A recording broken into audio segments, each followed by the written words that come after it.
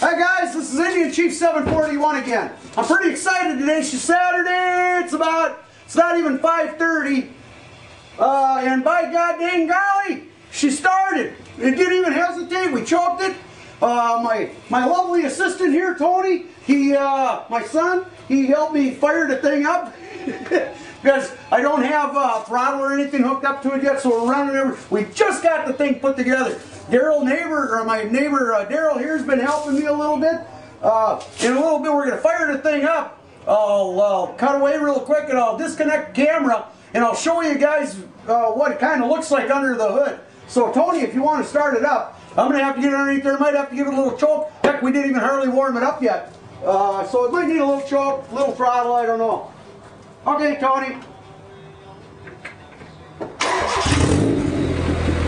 I didn't even choke it. Well, that tells you something, that this thing works. I mean, I'm really kind of amazed because the tube on the inside was 15 inches long. The tube on the outside is like 16 inches long. So that fuel's got to go all the way down through the tube, that's 16 inches. It's got to come all the way around through the back, another 15, and it's still got to come up through all these tubes and come over to the manifold over here. And it fires right up. It's like an on-demand system. This thing's working like crazy. But I'm going to kill the camera here real quick, disconnect it from the tripod, get over here and show you kind of what it looks like.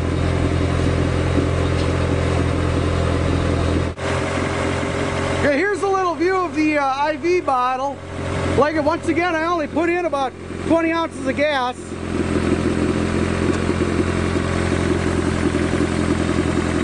Now I'm going to try to zoom in here. I hope you guys can see this. All that is, that's a carburetor from like an 8-horse Briggs & Stratton. Here comes in through there.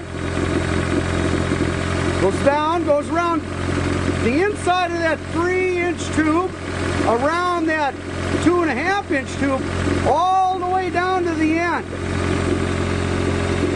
And then it goes into that little chamber I showed you the other day. And it comes down through that center tube, all the way back up, and it comes through here. Now I was just looking for something that was a little bit quick and easy, so I went with these fittings real quick. Although I wanted to bend the tubing so it was nice and clean looking, but it didn't happen. The tubing tried to, or it didn't try, it did kink on me. So what we got here, it goes through here, round through the outer square tube and the inner square tube, and then through the 1-inch pipe, up and around, comes up over the top, and this is that intake manifold I was telling you that I built that yesterday. I hopped to it, boy. But you can clearly see the thing's running. And what I'm going to do is I'm going to ask my neighbor Daryl here to maybe reach underneath and give it just a little bit of gas. Now it stumbled there. I don't know why it did that, but off the choke, Daryl. You got to close. Yeah, it sucks. Nope. No. You got to hold the choke closed because it sucks it. All right.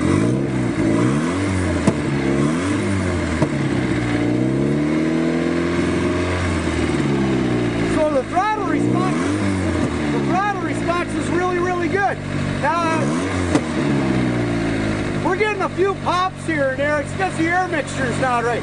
When he chops the throttle, there's too much air going in fuel, so I'm probably going to have to back off on those jets just a little bit.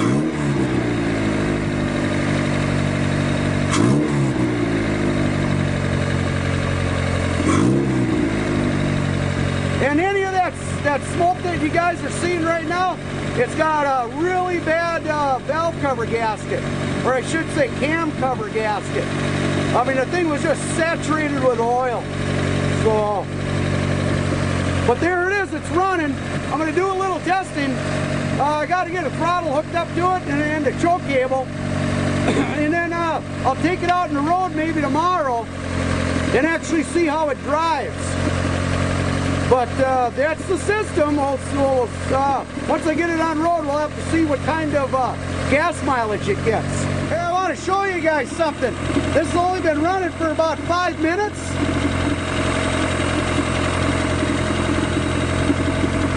Now, I don't know if you can see that.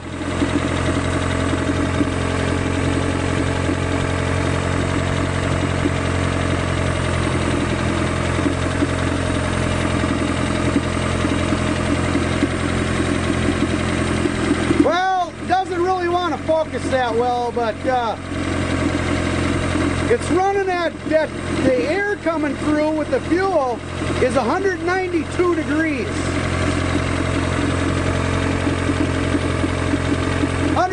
Right around 192 degrees. So that tells you, boy, she's preheating that fuel. I just cannot imagine that there's any liquid going through that at all.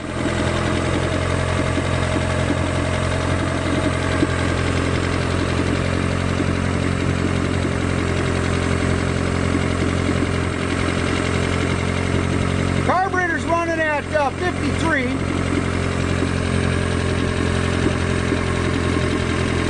The actual, now this tube, remember, is actually not really the, that outside tube is where the airflow is going through, and that's still running 202. 204, it's jumping around. I mean, y'all would think that that raw fuel going through there, especially at that spot, would be cooler. Because when things vaporize, you know, it usually cools. But boy, it's running hot.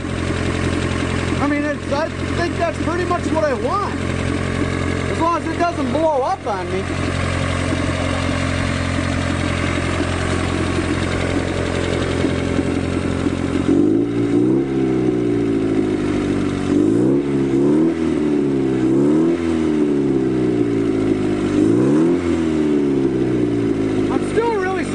As far as that fuel's got to go, how responsive it is.